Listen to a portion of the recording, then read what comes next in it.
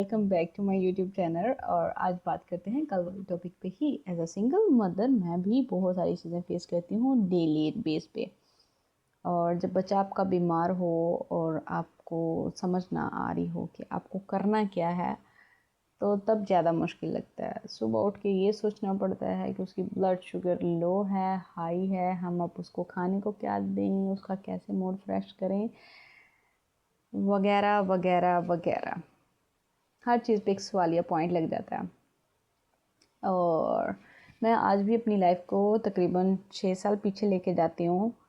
तो जब मेरी बेटी लाइक 7-8 महीने की थी, तो तब मुझे बहुत सारे लोगों ने कहा था तुम्हारा शोहर नहीं है, तुम्हें ऐसे कपड़े नहीं पहनने चाहिए, ऐसे बाहर नहीं जाना चाहिए, ऐसे लोगों से नहीं मिलना चाहिए।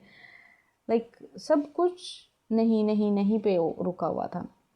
और मैं ऐसी लड़की थी कि मुझे अपनी लाइफ का कोई भी डिसीजन लेना नहीं आता था। लेकिन मुझे कहाँ हाँ बोलना है और कहाँ ना बोलना है, और मेरे हाँ और ना के चक्कर में 3% पहले ही जवाब रेडी करके सबमिट कर देता था कि नहीं, वो क्या है, वो नहीं आना चाहती, वो नहीं मिलना चाहती, वो अकेले रहना चाहती है, वगैरह वगैरह वगैरह।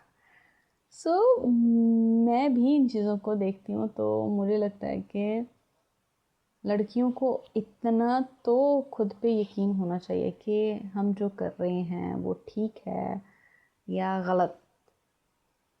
मैं ये नहीं कहती कि डिवोर्स एक अच्छी चीज़ है, बहुत बुरी चीज़ है। डिवोर्स के बाद आपकी ज़िंदगी बहुत ज़्यादा ख़राब हो जाती है। लोग आपको उस नज़र से नहीं देखते जिससे आपको पहले देखते हैं।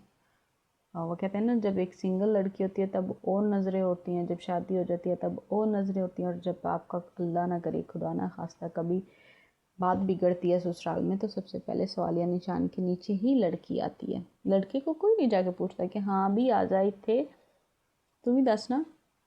लाइक लड़के से कौन पूछेगा? हमारा माशरा हमेशा लड़कियों के ऊपर हैवी है। जब मेरी बेटी पैदा हुई थी तो मुझे अच्छे से याद है, तकरीबन 1 साल तक मैंने अपने शोहर को बहुत सारी चीज़ें बताई। हमेशा ये सोचा कि शायद मैं उससे झूठ बोलूँगी तो वो अपनी ज़िम्मेदारी को समझेगा, शायद मैं उसको उसके बच्चे के साथ करीब रखूँगी तो वो ज़िम्मेदारी उठाने के काबिल बनेगा, कि उसे अपने बच्चे का चेहरा नज़र आएगा तो वो अपनी ज़िम्मेदारियों से नहीं भागेगा। ये मेरी सबसे बड़ी बेवकूफ़ी थी, जो मैं ऐसी जगह पे अपने आप को वेस्ट कर रही थी। मुझे पता था ये इंसान कुछ नहीं करेगा, लेकिन फिर भी ये कहते हैं ना, एक पागलपन इंसान को कि चलो यार, मेरे लिए ना सही अपने बच्चे के लिए तो करेगा। तो ये सबसे पहली सीढ़ी होती है जब हम अपने साथ गलत होने देते हैं।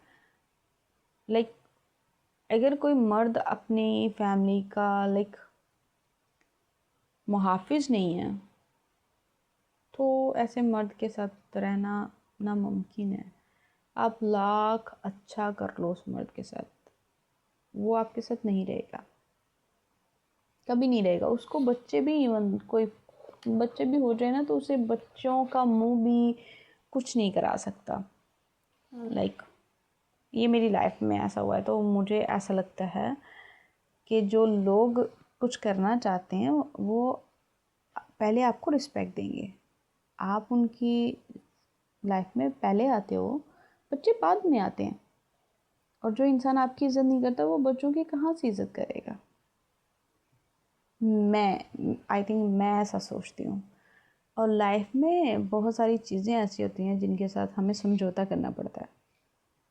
और हमें पाकिस्तान के कल्चर में देखा जाए तो बेटी को जब शादी होती है ना, तो तब ये कह के भेजते हैं कि भाई साहब, अब तुम्हारी शादी हो गई है, अब तुम्हारा शोहर तुम्हारे लिए सब कुछ है, हमारे घर लड़ झगड़ कर कभी नहीं आना। तो बेटी इस चक्कर में भी अपने घर के मामलात अपने माँ बाप से नहीं शेयर करती।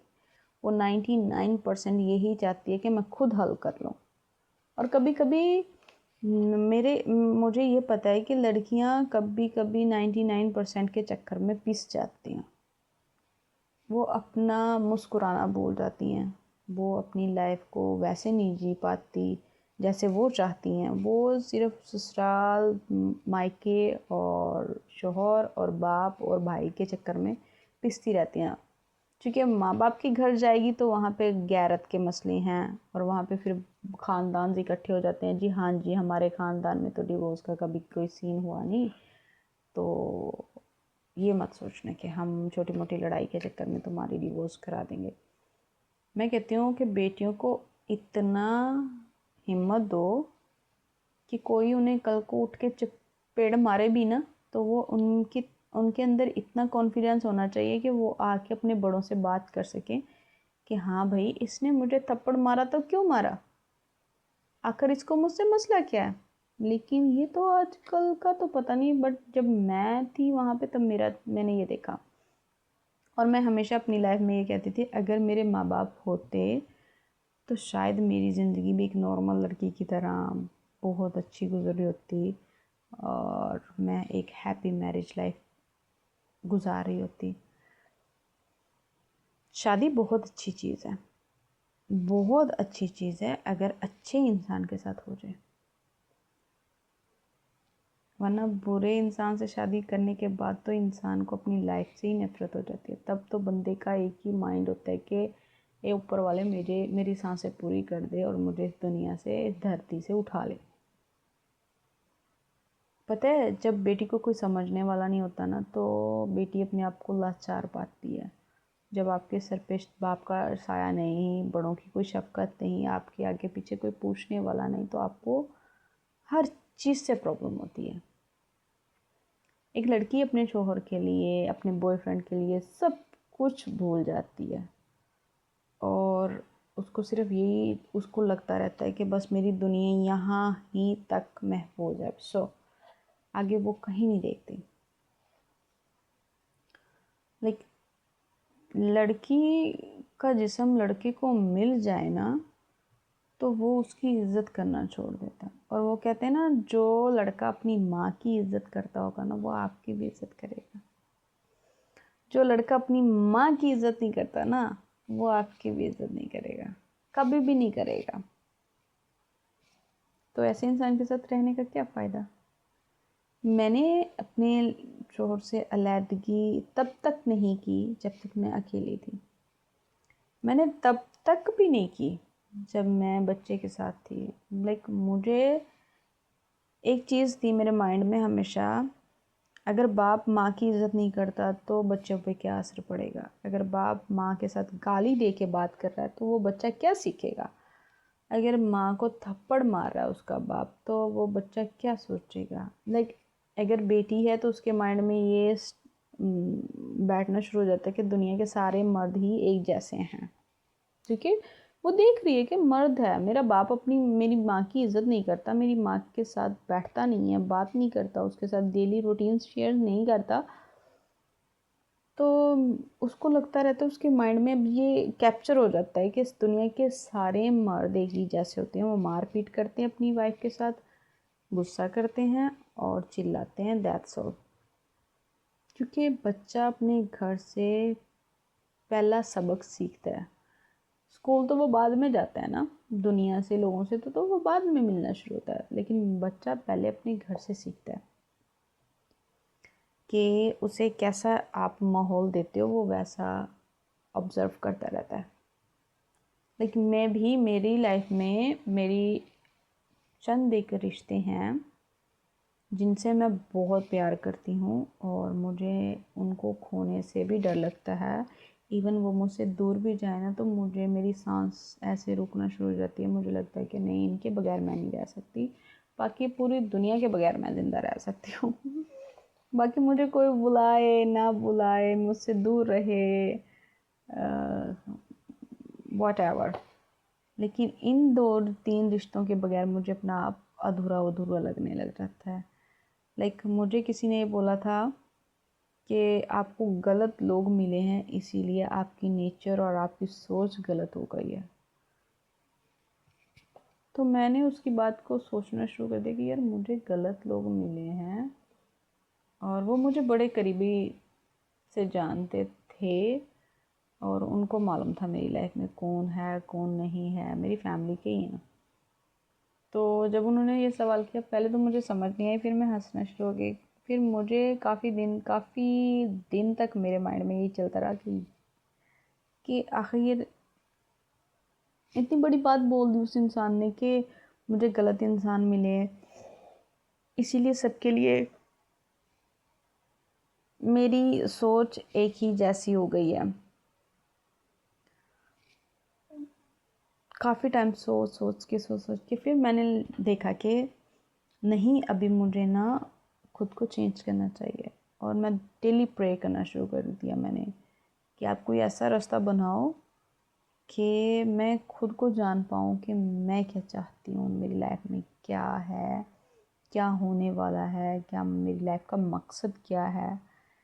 तो हर लड़की को अपनी लाइफ का एक मकसद मालूम होना चाहिए कि उसने नेक्स्ट क्या करना है। फिर सबसे बुरी बात मेरी ये लगती है मुझे, जो मैं कहती हूँ कि मर्द की ज़रूरत नहीं है। मुझे नहीं लगता कि मर्द की ज़रूरत है। अगर किसी औरत को पैसा कमाने की आदत पड़ जाए, वो बाहर की दुनिया में रहना शुरू हो जाए, तो वो ये सोचना शुरू कर देती है मुझे किसी की ज़रूरत नहीं है, मैं अकेले सब कुछ कर सकती हूँ। लेकिन वो एक औरत है। अगर औरत अकेले रह सकती या मर्द अकेले रह सकता, तो खुदा ने आदम और हवा को क्यों बनाया? जबकि आदम को मिट्टी से बनाया और हवा को आदम की पसली से बनाया। क्यों?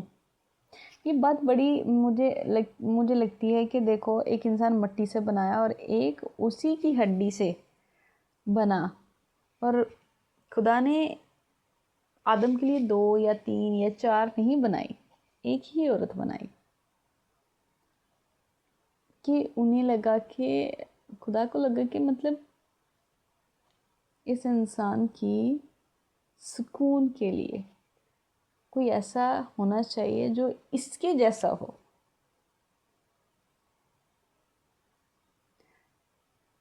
तो कहते हैं ना, औरत तो शुरू से नादान है।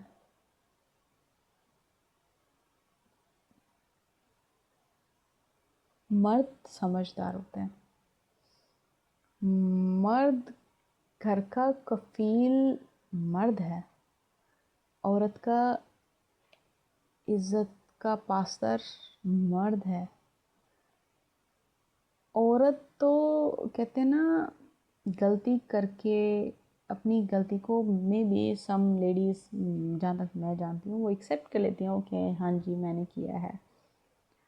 और कुछ होंगी ऐसी जिन्हें फ़र्क नहीं पड़ता होगा।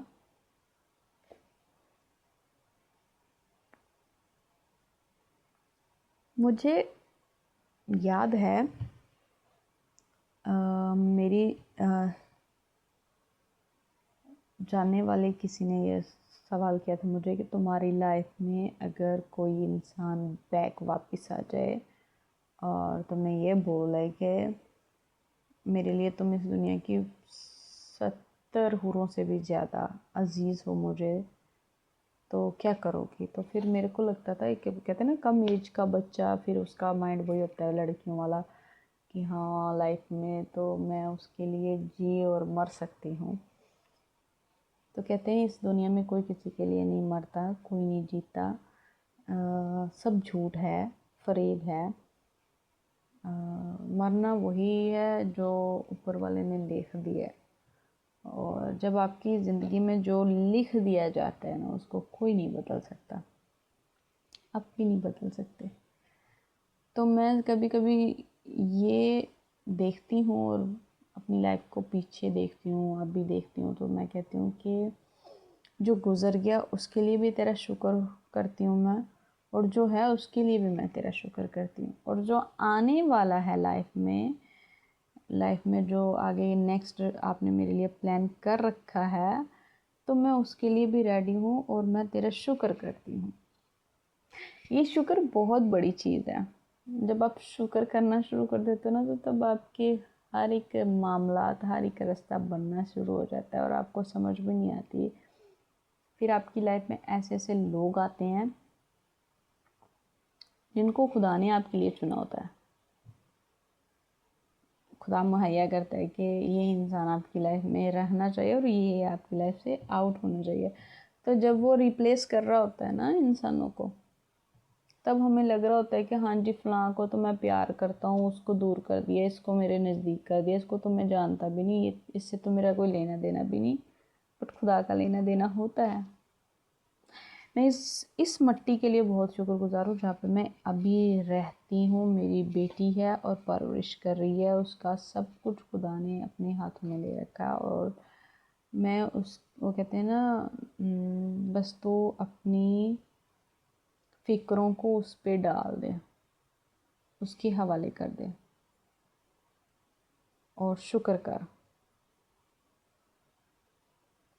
जब आप शुक्र करना शुरू कर देते हो तब वो आपके लिए रास्ते बनाना शुरू कर देता है। और मेरा लाइफ में मुझे याद है जब मैं इस कंट्री में आई थी,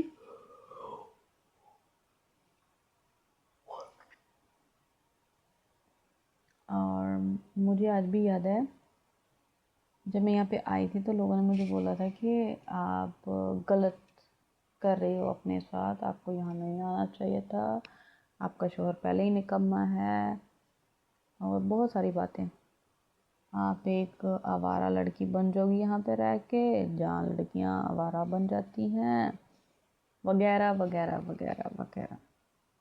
और आज मैं उन लोगों से सवाल पूछती हूँ, मैं तो आज तक नहीं आवारा हुई। मैं 8 साल से इस कंट्री में रहती हूँ। मुझे यहाँ की कंट्री ने कुछ नहीं कहा, यहाँ के लोगों ने कुछ नहीं कहा। वो कहते हैं ना, जब आपका मन करता है ना गलत करने का तो आप करोगे, जब आपका मन नहीं करेगा ना किसी गलत के लिए तो आप कभी भी गलत नहीं करोगे। कोई भी काम आप किसी से भी ज़बरदस्ती नहीं करा सकते जब तक उस इंसान का खुद का मन ना हो। मैं ऐसे मानती हूँ। अपनी लाइफ को सेव करो, अपनी लाइफ को समझो, और सबसे बड़ी बात है खुद को टाइम दो, खुद के साथ मुस्कुराना सीखो। और मैं लाइफ में 1-1.5 साल हो गया मैं अपने आप को टाइम देती हूँ। मतलब सोचती हूँ कि मुझे अगर अल्लाह ने ऐसे बनाया है तो मैं क्यों अपने आप को टाइम ना दूँ। और जो अल्लाह से प्यार करते हैं ना, वो ज़मीन वालों से खुद ही कर लेते हैं। और आपका जब उसके साथ कनेक्शन बन जाता है ना, तो आपका हर एक काम सुधर जाता है, बिगड़े हुए काम निकल आते हैं और रूठे हुए लोग मनाए जाते हैं। जो रिश्ते आपकी हाथ से रेत की तरह छूट रहे होते हैं और वो वापस लपटना शुरू हो जाते हैं। तो ट्रस्ट करो। मुझे एक एक वर्ड्स बड़ा प्यारा लगता है, जब don't be afraid, I am with you.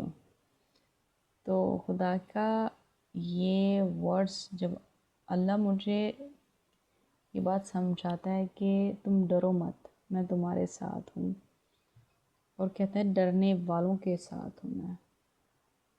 मुझे उसकी बनाई हुई दुनिया पे तो नहीं, बट उस पर ज़रूर यकीन है।